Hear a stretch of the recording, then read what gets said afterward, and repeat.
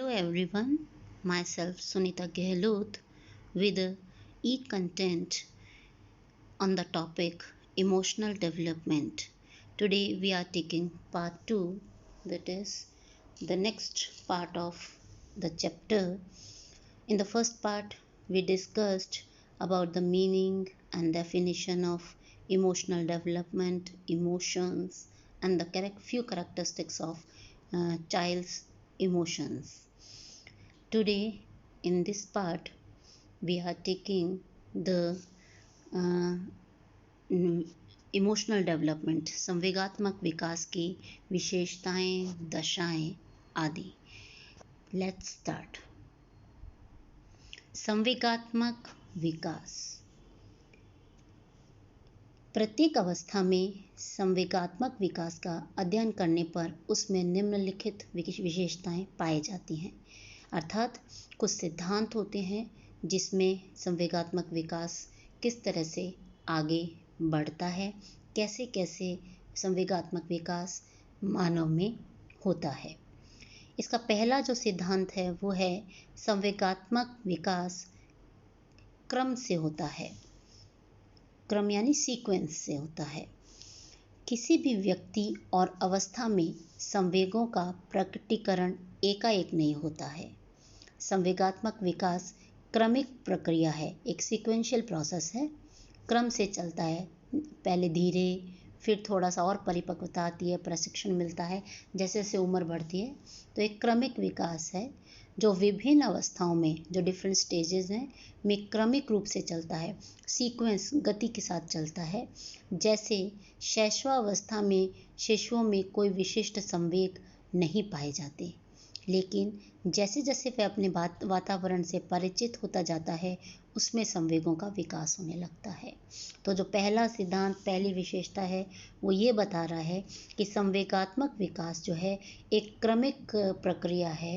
ये समय के साथ साथ संवेग जो हैं और प्रखर और परिपक्व होते चले जाते हैं. शैशवावस्था में संवेग जो हैं वो न के बराबर पाए जाते हैं. दूसरा जो इसका सिद्धांत है वो ये कह रहा है कि संवेगात्मक विकास साधारण से जटिल की ओर होता है. संवेगात्मक विकास में सामान्य से जटिल का क्रम पाया जाता है. जैसे जैसे बालक की आयु बढ़ती जाती है और बालक अनुकरण तथा अनुभव द्वारा सीखने लगता है, वैसे वैसे उसके संवेगों का रूप जटिल होता जाता है. जैसे छोटे बालक में जब क्रोध की उत्पत्ति होती है तो वह थोड़ी देर बाद स्वतः ही शांत हो जाती है, किंतु वयस्कों में क्रोध देर से शांत होता है क्योंकि उनमें संवेगों का प्रभाव स्थायी रूप धारण कर लेता है. यानी जितना छोटा अवस्था होगी उतना ही सरल अवस्था में संवेग जो है पाए जाएंगे, और जैसे जैसे हमारी उम्र बढ़ती है, हमारी अवस्थाएं आगे की ओर बढ़ती हैं, ये संवेग जो हैं जटिलता की ओर, कॉम्प्लेक्स होते चले जाते हैं. तीसरा है संवेगात्मक विकास में परिपक्वता अनुभव वृद्धि से आती है. जो मैच्योरिटी है वो एक्सपीरियंसेस जैसे जैसे गेन करते चले जाते हैं उससे आती है. जैसे जैसे आयु बढ़ती जाती है और व्यक्ति अनुभवी होता जाता है, उसके संवेगों में परिपक्वता आती जाती है. केवल शारीरिक परिपक्वता से ही नहीं बल्कि मानसिक परिपक्वता भी संवेगों को परिपक्व बनाती है. जैसे बालकों के संवेग क्षण क्षण में बदलते रहते हैं, किंतु बड़ों के संवेगों के साथ ऐसा नहीं है. वे अपनी बौद्धिक क्षमता के आधार पर परिस्थिति या घटना का विश्लेषण करते हैं, तभी उनमें संवेगों की उत्पत्ति होती है. परिस्थिति तथा घटना के कारण और परिणाम जानने पर ही उनमें संवेगों की उत्पत्ति होती है. यानी जैसे जैसे हमारे अनुभव बढ़ते चले जाते हैं, हमारे संवेग जो हैं उनमें परिपक्वता आ जाती है, वे सरल से जटिल की तरफ बढ़ने लगते हैं. नेक्स्ट है प्रशिक्षण द्वारा संवेगों का परिमार्जन किया जा सकता है. जो है ट्रेनिंग द्वारा. संवेगों के प्रशिक्षण से तात्पर्य है कि व्यक्ति अपने संवेगों का प्रकटीकरण उचित ढंग से समय की मांग के अनुसार करे. प्रशिक्षण द्वारा यदि प्रारंभ से ही बालकों को संवेगों के प्रकटीकरण का सही तरीका बताया जाता है तो संवेगात्मक विकास सही तरीके से होता है. यानी जो बचपन में जो रियरिंग है, जो पेरेंट्स हैं या टीचर्स हैं उनके द्वारा जब बच्चा उनसे फेस टू फेस मिलता है तो वो उन्हें प्रशिक्षण देते हैं, टीचिंग देते हैं, एक तरीका बताते हैं संवेगों को प्रकट करने का। तो यहाँ से संवेगों को जब प्रशिक्षण अच्छा मिल जाता है तो वो संवेग परिमार्जित किए जा सकते हैं। नेक्स्ट आता है संवेगात्मक विकास और मानव व्यवहार में सहसंबंध पाया जाता है। यह विशेषता बता रही है कि संवेगों की उत्पत्ति मानव व्यवहारों से होती है। मानव जो भी क्रिया करता है अंत में उससे सुख या दुख के भाव की उत्पत्ति होती है। भाव ही संवेगों को जन्म देते हैं। मानव व्यवहार यानी हमारी जो मूल प्रवृत्तियां हैं, जब हमारे अंदर जो जन्मजात पाई जाती हैं, उनके तहत हम कुछ व्यवहार करते हैं। मानव व्यवहारों को प्रदर्शित करता है, उसमें वो क्षमता होती है कि उन मूल प्रवृत्तियों के आधार पर वो अपने बिहेवियर यानी व्यवहार को प्रतिपादित करता है। और जब मानव क्रिया करता है तो उन व्यवहारों के फलस्वरूप उसे सुख और दुख मिलते हैं जो कि भाव के रूप में प्रकट होते हैं, और इन्हीं भावों को संवेग कहा गया है। अर्थात संवेगात्मक विकास और मानव व्यवहार में सहसंबंध यानी रिलेशन पाया जाता है। कुछ संवेग जन्मजात होते हैं, इसमें मतभेद है। कुछ मनोवैज्ञानिकों का कहना है कि जब बच्चा जन्म लेता है तो उसमें संवेग पाए जाते हैं। भय का संवेग, प्रेम का संवेग, क्रोध का संवेग जो है पाया जाता है। परंतु कुछ मनोवैज्ञानिकों ने परीक्षण द्वारा इस बात को गलत भी साबित किया है। तो कुछ जो लोगों का अर्थात जो निष्कर्ष निकला वो ये था कि जन्मजात जो है वो मूल प्रवृत्तियां होती हैं जो कि व्यवहार में प्रतिपादित होते ही संवेग में परिवर्तित हो जाती हैं। तो कुछ जन संवेग जो हैं शैशवावस्था में भी पाए जाते हैं। तो ये थी संवेगात्मक विकास के कुछ सिद्धांत या विशेषताएं। अब आता है कि संवेग की दशाएं। संवेग जो हैं उनकी कुछ कंडीशंस होती हैं। इसको दो भागों में बांटा गया है, बाह्य शारीरिक दशाएं और आंतरिक शारीरिक दशाएं। इमोशंस जो है, संवेग जो है प्रदर्शित जब करते हैं तो एक्सटर्नल फिजिकल कंडीशंस और इंटरनल फिजिकल कंडीशंस, दो तरीके से संवेगों को प्रकट किया जा सकता है। पहला लेते हैं हम बाह्य शारीरिक दशाएं।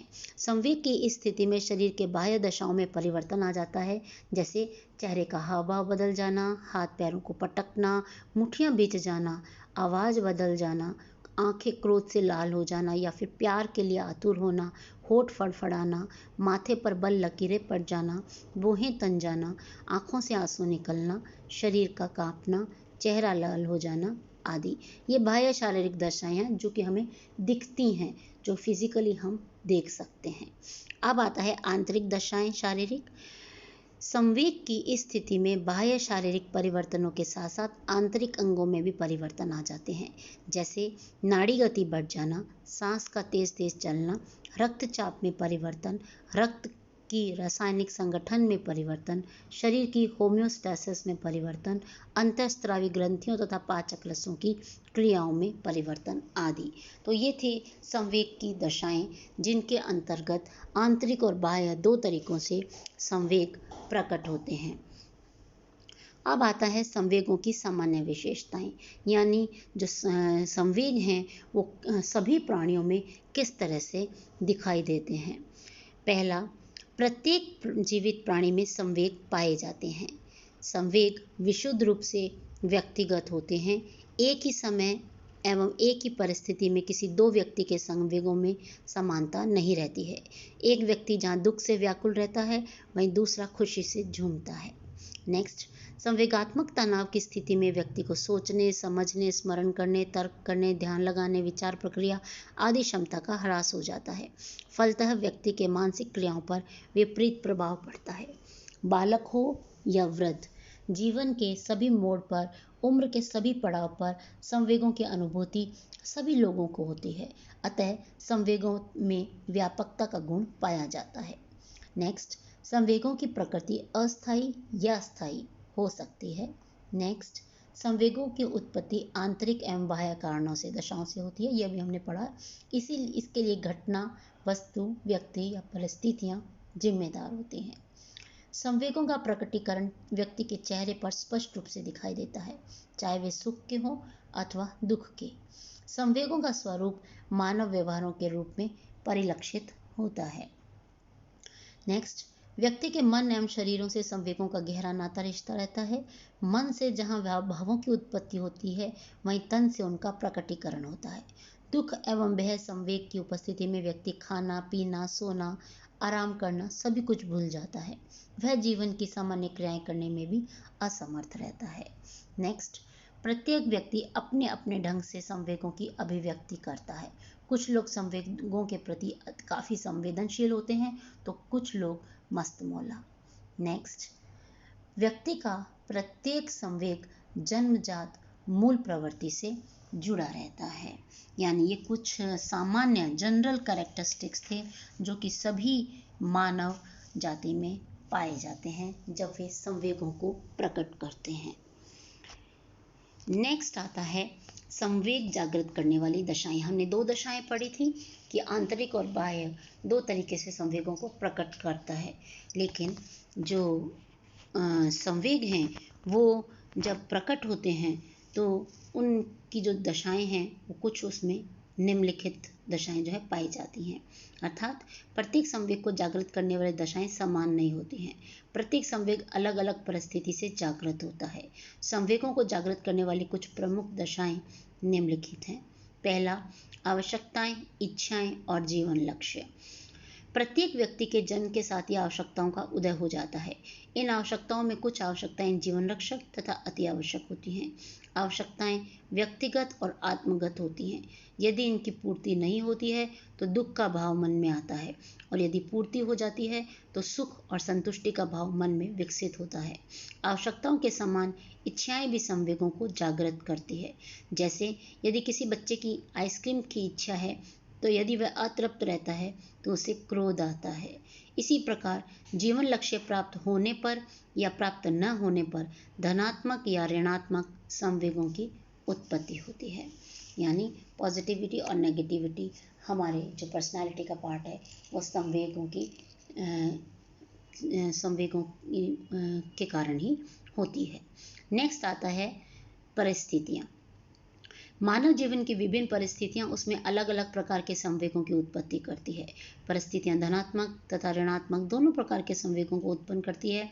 जैसे एक बार आग से जल जाने पर बालक आग से भयभीत हो जाता है। विद्यालय में शिक्षक के कठोर नियंत्रण से बालक में डर का विकास होता है। बालक की क्रिया में हस्तक्षेप करने पर उसमें क्रोध की उत्पत्ति होती है। लक्ष्य में सफलता पाने पर प्रसन्नता का भाव मन में आता है।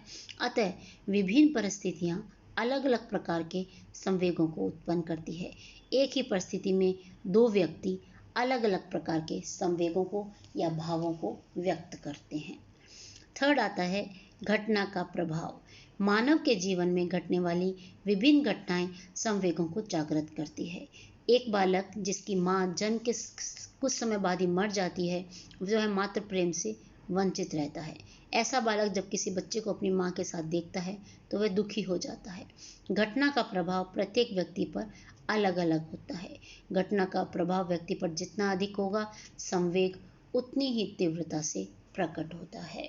यानी घटना का भी प्रभाव संवेगों के प्रकटीकरण में दिखाई देता है। फिर आता है व्यक्तिगत रुचि। जब किसी कार्य में व्यक्ति की रुचि होती है तो संवेग जागृत होते हैं। जैसे एक कलाकार अपनी कला का सृजन कर प्रसन्नता का अनुभव करता है, लेकिन जिसे कला में रुचि नहीं है वह कलात्मक वस्तुओं को देखकर भी प्रसन्न नहीं होता। एक बालक खिलौनों से खेलकर प्रसन्न होता है, जबकि किशोर बालक सिनेमा, टीवी आदि देखकर प्रसन्न होते हैं। यानी व्यक्तिगत रुचि भी मायने रखती है संवेगों को जागृत करने में। नेक्स्ट आता है बुद्धि। व्यक्ति की बुद्धि व मानसिक योग्यता संवेगों को जागृत करती है, एवं मंद बुद्धि बालकों को संवेगों की अनुभूति कम होती है, क्योंकि वह यह नहीं जान पाता कि कौन सी परिस्थितियां अनुकूल है और कौन सी प्रतिकूल।